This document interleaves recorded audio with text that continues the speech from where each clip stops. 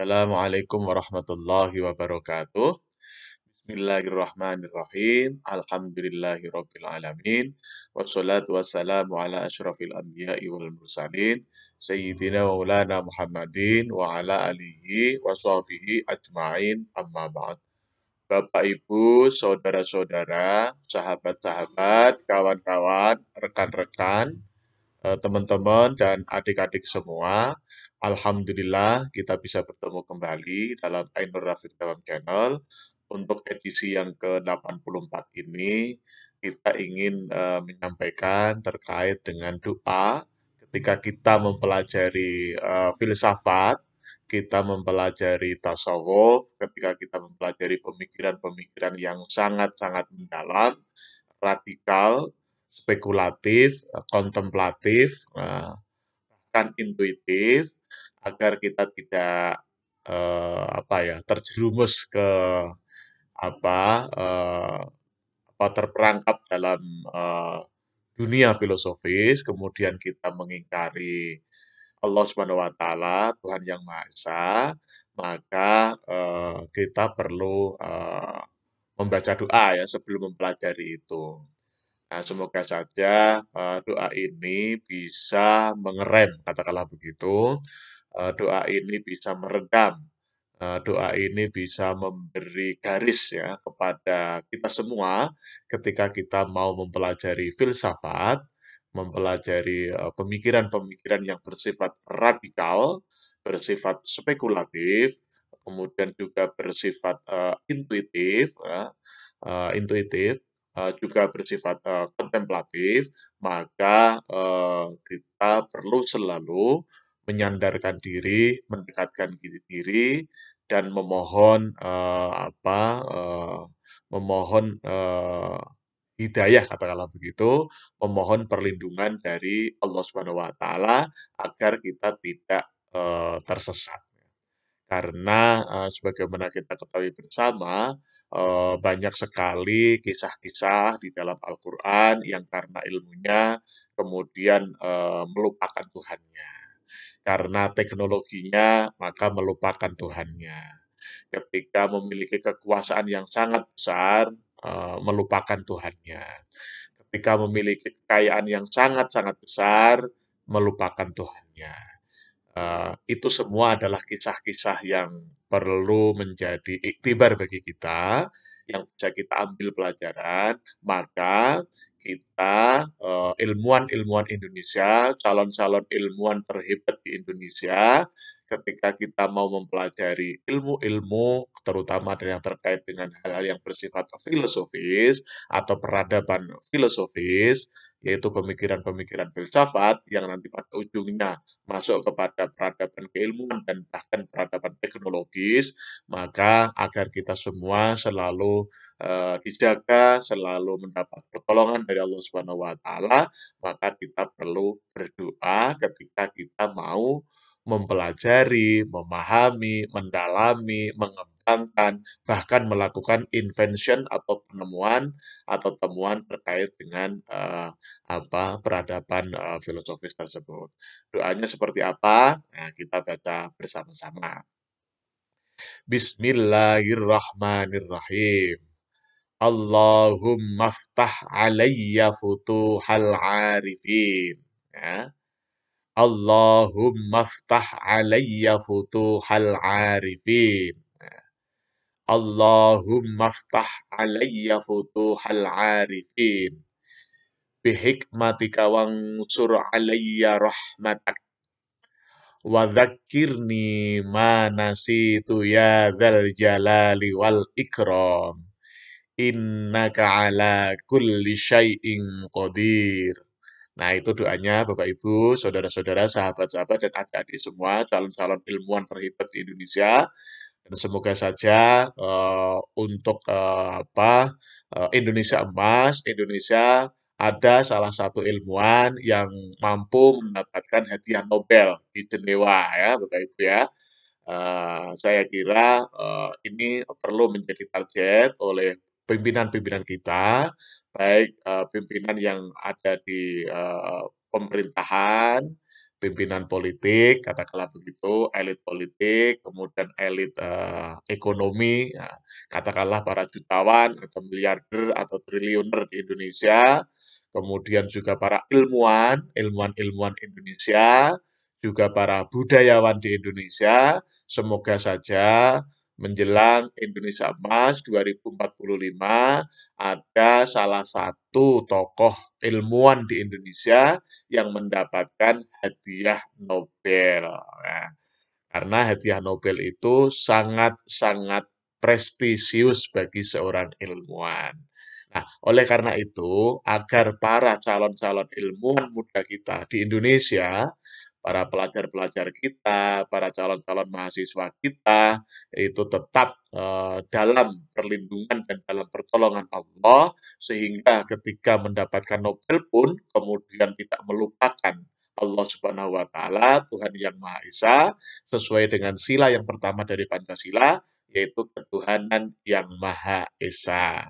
Maka adik-adik semua, calon-calon ilmuwan, calon-calon penerima Nobel, itu mendapatkan pertolongan dari Allah Subhanahu wa Ta'ala sehingga tetap lurus sesuai dengan peradaban keagamaan yang berbasis wahyu. Nah, kalau kita lihat dari doa tadi, kemudian kita kaji arti dan maksudnya, memang yang namanya doa itu kita tidak perlu tahu artinya pun tidak masalah ya, tidak masalah. Yang penting inti dari doa itu kita memahami, yaitu doa agar kita mendapat pertolongan dari Allah Subhanahu wa Ta'ala ketika kita mempelajari peradaban filosofis, peradaban keilmuan, dan peradaban teknologi. Sehingga kita tetap mendapatkan pertolongan dari Allah Subhanahu wa Ta'ala untuk tidak melupakan Allah Subhanahu wa Ta'ala, Tuhan yang Maha Esa. Kalau kita lihat doanya tadi, Allahumma ftah alayya futuhal arifin. Allahumma ftah ya Allah, bukalah alayya, bukalah kami, saya, futuhal arifin, sebagaimana dibukakannya para pintu, dibukakannya para pintu hati para orang-orang yang arif. Orang-orang yang arif ya ilmuwan-ilmuwan kita. Ya saya kira terkait dengan ilmuwan muslim itu juga sangat-sangat banyak, sangat-sangat terkenal seperti Al-Kindi, Al-Farabi, Ibnu Sina, Al-Ghazali, Ibnu Rushd, dan kawan-kawan. Itu adalah para ilmuwan-ilmuwan muslim kita yang selalu tetap mendapat pertolongan Allah Subhanahu wa Ta'ala. Mereka adalah para arifin, arifin, orang-orang yang mengetahui, orang-orang yang arif bijaksana. Allahumma ftah alayya futuhal arifin. Ya Allah, bukakanlah saya atau hati saya sebagaimana dibukakannya pintu kolbu orang-orang yang arif bijaksana.